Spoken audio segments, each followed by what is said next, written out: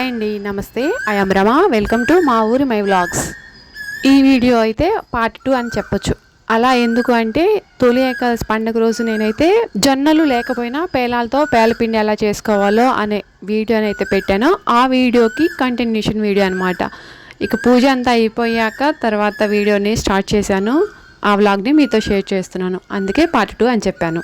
ఇక్కడ నేను కట్టుకున్న శారీకి అయితే యూట్యూబ్ వీడియోస్ నుంచి కామెంట్స్ అయితే ఏమి రాలేదు, కానీ ఇరుగు పొరుగు అంటే చుట్టుపక్కల వాళ్ళ నుంచి కామెంట్స్ అయితే బాగా వచ్చాయి.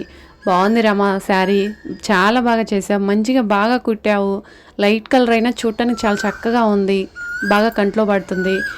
శారీకి హ్యాంగింగ్స్ కూడా చాలా బాగా చేసావు, ఎంత టైం పట్టింది ఏంటి, ఎన్ని రోజులు టైం పట్టిందని కూడా అడిగారు.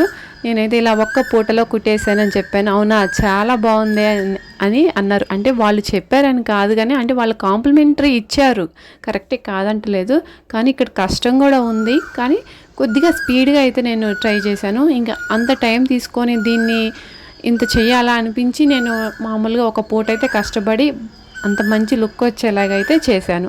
శారీ అయితే చూడటానికి చాలా బాగుంది. మన వీడియోలోకి అది కరెక్ట్గా క్యాప్చర్ చేయకపోవచ్చు, ఎందుకంటే మనకుండే లైటింగ్ ప్రభావం అట్లాంటిది కదా, సరిగా కనిపించకపోవచ్చు శారీ, కానీ విడిగా చూస్తే చాలా బాగుంది. వాళ్ళు వీళ్ళు అన్నారని కాదు, కానీ నేను పడ్డ కష్టం కూడా అట్లాంటిదే. దానికి ఇదనే కాదు, ఏ పని చేసినా సరే నీట్గా ఉండాలి, పర్ఫెక్ట్గా ఉండాలి, 10 మందికి నచ్చేటట్లు కూడా ఉండాలనే ఆలోచిస్తాను. ఇక్కడ ఇంకా పేలపిండి విషయానికి వచ్చేస్తే 2 రకాల పేలపిండిలు అయితే తయారు చేశాను.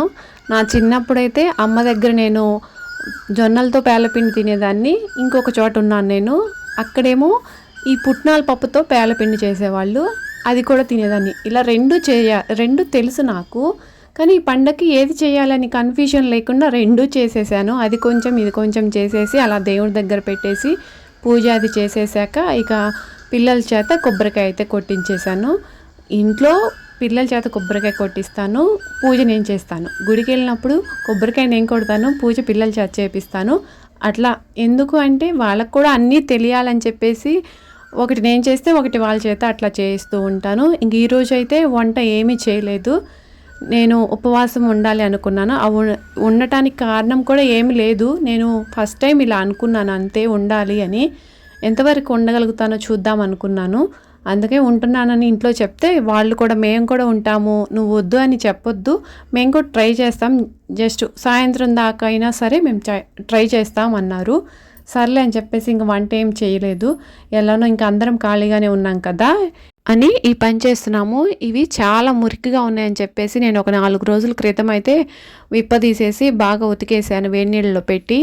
మురికంతా కూడా పోయి బాగా శుభ్రంగా అయ్యింది. కానీ ఈ 4 రోజులు కూడా నాకు కొన్ని మాటలు అనమాట. ఏంటి అంటే, ఈ వర్షాకాలానికి ఎవరైనా వీటిని తీస్తారా, ఇవి ఎక్కడ ఆరుతాయి, ఇదే అనమాట ఇంట్లో క్వశ్చన్ మార్క్ అనమాట.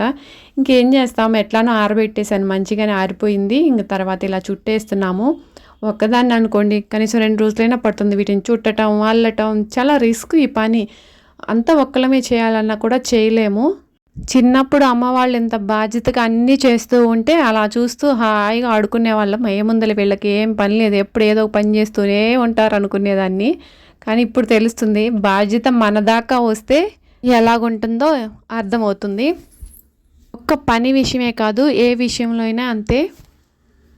ఇప్పటి పిల్లలకి అసలు ఈ మంచాలు ఉన్నాయా, వీటిని ఇట్లా చెయ్యాలని కూడా తెలియట్లేదు కొంతమందికి అయితే. కానీ మా ఇంట్లో అలాంటి బెడ్లు ఏం లేవులేండి, అందుకని వీటి గురించే ఎక్కువ తెలిసి ఉండొచ్చు మా పిల్లలకి. అందుకే నేను చేస్తుంటే వాళ్ళు కూడా వచ్చి కొద్దిగా నాకు సాయం అయితే చేస్తున్నారు. మొత్తానికైతే నాకు ఈ పని అయితే కంప్లీట్ అయిపోయింది.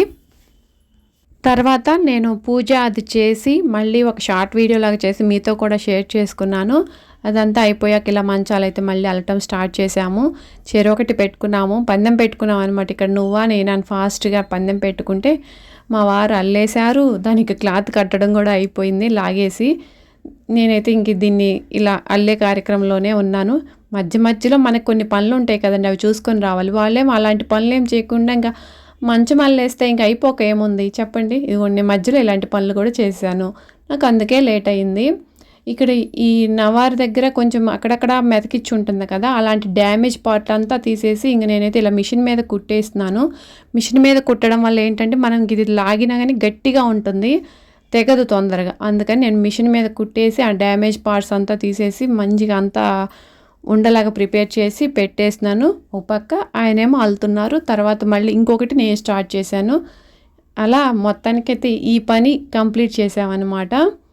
తర్వాత నేను మళ్ళీ వీడియోని నెక్స్ట్ డే మార్నింగ్ నుంచి అయితే స్టార్ట్ చేశాను. ఇక్కడికి నేను ఒక్కదాన్నే నైట్ అంతా కూడా ఉపవాసం ఉన్నాను. మిగిలిన ముగ్గురు బ్రేక్ చేసేసి నైట్ తినేశారు.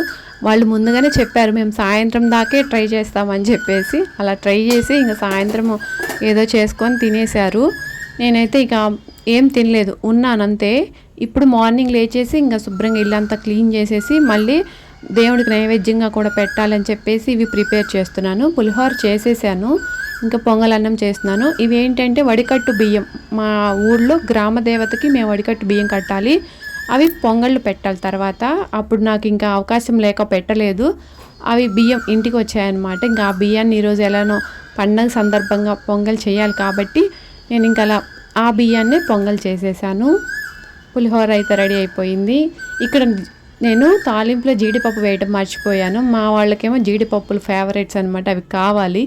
అందుకని ఇంకా నేను ప్రత్యేకంగా మళ్ళీ వాటిని ఏం వేయించుదాంలే అని చెప్పేసి వేడిలో మగ్గిపోతుందని మామూలుగా విడిగా వేయించకుండానే పైన అలా వేసేసాను. పులిహోరకి చింతపండు పులిహోర అయితే చేశాను. అవే ఇలా దేవుడి దగ్గర పెట్టేసి ఉదయాన్నే ఇంకా పూజ అది కూడా చేసేసాను. నా ఉపవాసం ఇప్పటికీ కంప్లీట్ అయినట్టు. మొత్తానికి పండగ రోజు మా భోజనం అయితే పేలపిండిలు 2 రకాలు, 2 అరటిపళ్ళు, తలా 2 అరటిపళ్ళు అలా తినేసి అలా వండిపోయాము.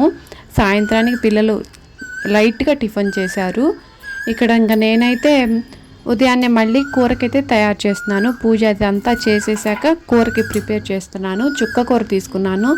ఏ ఆకుకూరలు తీసుకున్నా సరే వాటిని మనము ఉప్పు చింతపండు నీళ్ళతోటి ఒక 10 నిమిషాలు నానబెట్టేసి తర్వాత శుభ్రం చేసుకుంటే ఆ పురుగు మందు ఆకుల్లో ఎక్కువగా ఉంటుంది, అది మనకు రాకుండా ఉంటుంది. ఎందుకంటే వీటికి ఇప్పుడు స్ప్రేయింగ్స్ ఎక్కువైనాయి కదా, వర్షాలు లేవు ఇప్పటిదాకా. అలానే స్ప్రేయింగ్స్ ఎక్కువ ఉంటాయి పురుగు మందులు. అందువల్ల మనం ఇలా శుభ్రం చేసుకుంటే ఆ పురుగు మందు అనేది లేకుండా ఉంటుంది. తర్వాత ఈ కాడలకి వాళ్ళు ఎప్పుడో కట్ చేస్తూ ఉంటారు కదా, అక్కడ కొద్దిగా కుళ్ళిపోయినట్లుంటుంది. అది కూడా మనం కట్ చేసి పక్కన వేసేసుకొని ఇలా మంచిగా అంత ఆకుకూరలను కట్ చేసి పక్కన పెట్టుకోవాలి. ఇది చుక్క కూర.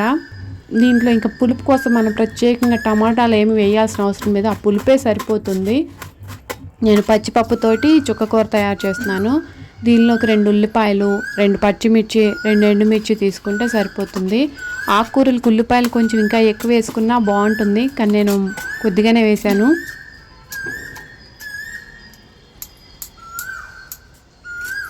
ఇలా కట్ చేసుకున్నాక ఇంకా చక్కగా పొయ్యి వెలిగించుకొని దాని మీద ఒక దలసరి గిన్నె పెట్టుకొని ఆకుకూరని వండేసుకోవటమే. అయితే ముందుగా తాలింపు పెట్టేసుకొని ఆ తాలింపులో అల్లం వెల్లుల్లి పేస్టు కానీ, అల్లం ముక్కలు కానీ, వెల్లుల్లి ముక్కలు కానీ అలా ముక్కలు చేసి వేసుకున్న ఆకుకూరలకి చాలా బాగుంటుంది. ఇక్కడ నాకు పేస్ట్ అందుబాటులో ఉంది కదా అని చెప్పి నేను ఇంకా పేస్ట్ వేసేసాను. ఇప్పుడు తాలింపు వేగాక ఇంకా ఆ పేస్ట్ వేసేసి దానిలో పచ్చివాసన పోయే వరకు వేయించేసుకొని తర్వాత ఇంకా ఉల్లిపాయ కూడా వేసి వేయించేసుకొని ఆకుకూరను వేసుకొని కొంచెంసేపు ఉడికించుకోవాలి. ఒక్క 5 నిమిషాలు ఉడికితే చాలు. ఆకుకూరలు మళ్ళీ మనము ప్రత్యేకంగా నీళ్లు వేయాల్సిన అవసరం ఉండదు. ఆకుల్లో ఎలానో శుభ్రం చేసేటప్పుడు నీళ్ళు వెళ్ళిపోతుంది కాబట్టి ఆ నీటితోటే చక్కగా ఉడికిపోతుంది మనకి.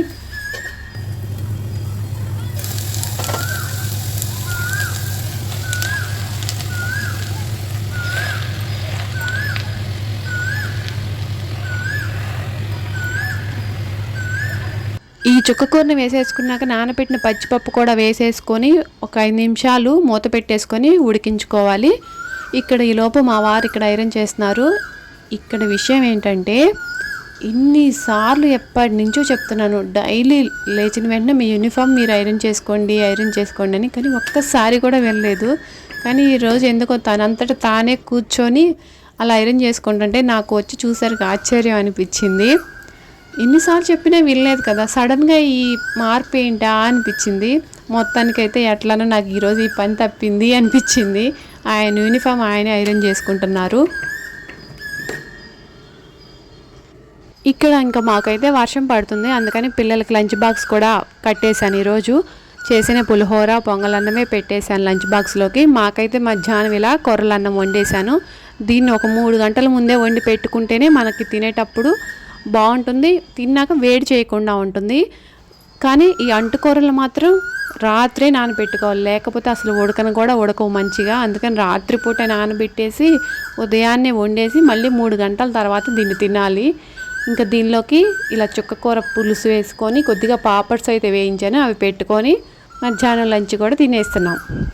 ఈ కొర్రలు ఇలా ఆకుకూరల కాంబినేషన్తో కానీ పులుసు కూరల కాంబినేషన్తో అయితేనే టేస్ట్ చాలా బాగుంటుంది. వీడియో కూడా అయిపోయింది. బాయ్.